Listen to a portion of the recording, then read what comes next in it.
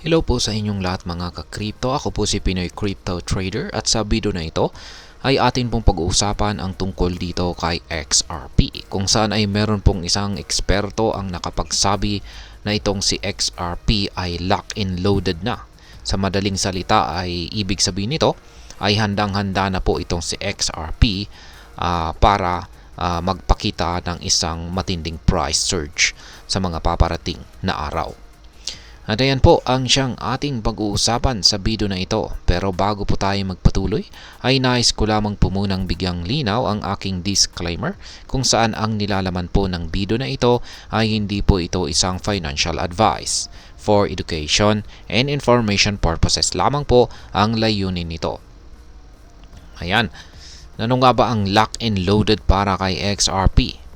Ayon po kay Amonex, si XRP ay handa na para sa isang biglaang pagtaas ng presyo.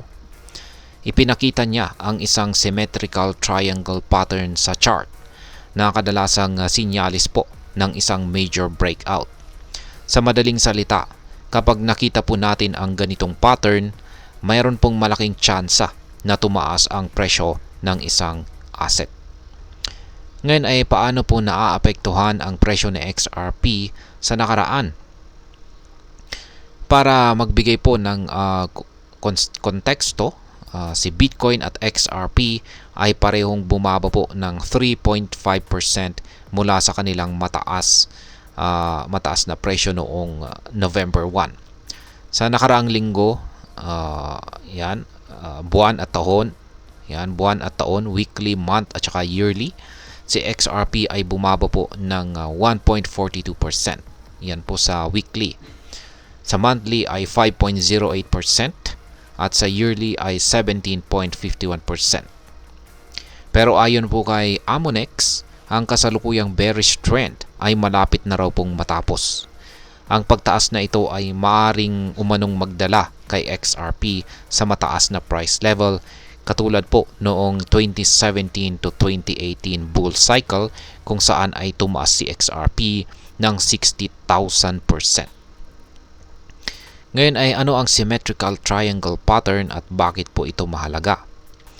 Ang symmetrical triangle pattern ay isang chart pattern na nagpapakita ng pagbaba ng volatility bago ang isang major breakout. Kapag nagpakita po ang ganitong pattern, inaasahan po natin o mga analyst na magkaroon ng malaking paggalaw sa presyo. Ngayon sa kalagayan po ni XRP ay inaasahan po ni Amonex na ang breakout ay ito raw po yung magtutulak sa presyo ni XRP para umabot ito sa 3 figures or triple figures na presyo. Yan, kaya mataas-taas po yan. Ngayon ay ano ang price target ni Amonex para kay XRP? Nakikita po natin dito sa kanyang chart. Ayon po kay Amonex, si XRP ay maaari daw pong umabot sa $225.9 per coin. Ayan, yung kulay red po na linya.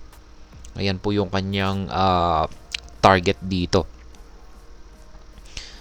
At ito po ay isang napaka-ambisyosong price target dahil sa kasalukuyang ang presyo ni XRP ay nasa 0.5055 lamang. Kaya ang taas po niyan. Kaya kung mangyayari po ito ay magkakaroon ng 44,694%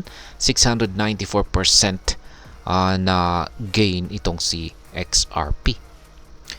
Kaya ayan, base po sa kanyang chart dito ay inaasahan po ni Ginoong Amonex na sa symmetrical triangle na ito ay magkakaroon po ng breakout sa upper portion nito at ito po yung magdudulot sa pag-angat nito sa upper boundary ng isang ascending channel pattern naman dito. Kaya ayan. Ngayon ay ano naman po ang fair market value ni XRP ayon kay Valhill Capital. Ayon sa equity firm na Valhill Capital, ang tunay na halaga ni XRP ay nasa $3,541.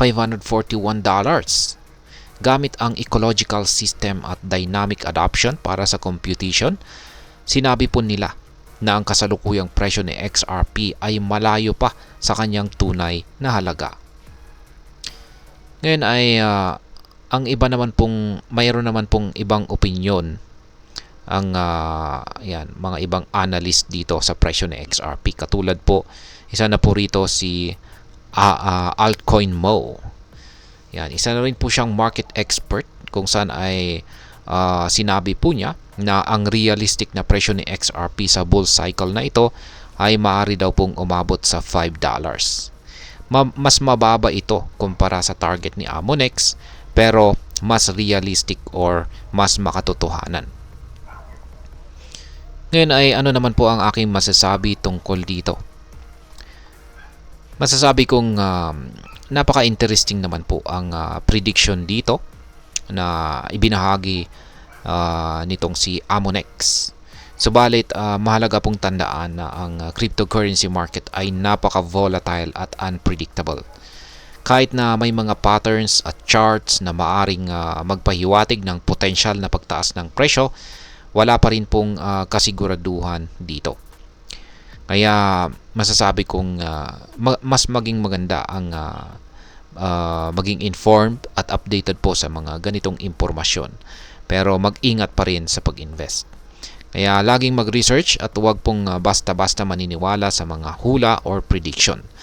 Ang mundo po kasi ng cryptocurrency ay puno ng opportunities, pero may kaakibat din itong mga risk. At ayan, hanggang dito na lamang po tayo sa video na ito mga ka-crypto. Sana po ay inyong nagustuhan ang aking paliwanag sa video na ito. Kung inyo po itong nagustuhan, pag-click lamang po ang like button nito. Para naman po sa mga bago lamang dito, kayo po ay aking inaanyayahan para mag-subscribe. Pag-click na rin po ang bell icon nito dahil ito po ang siyang magsisilbing notification nito sa mga bago kong videos na akin pong ina-upload sa aking YouTube channel na ito. Marami pong salamat sa panonood, ingat po tayo lagi at God bless po sa ating lahat.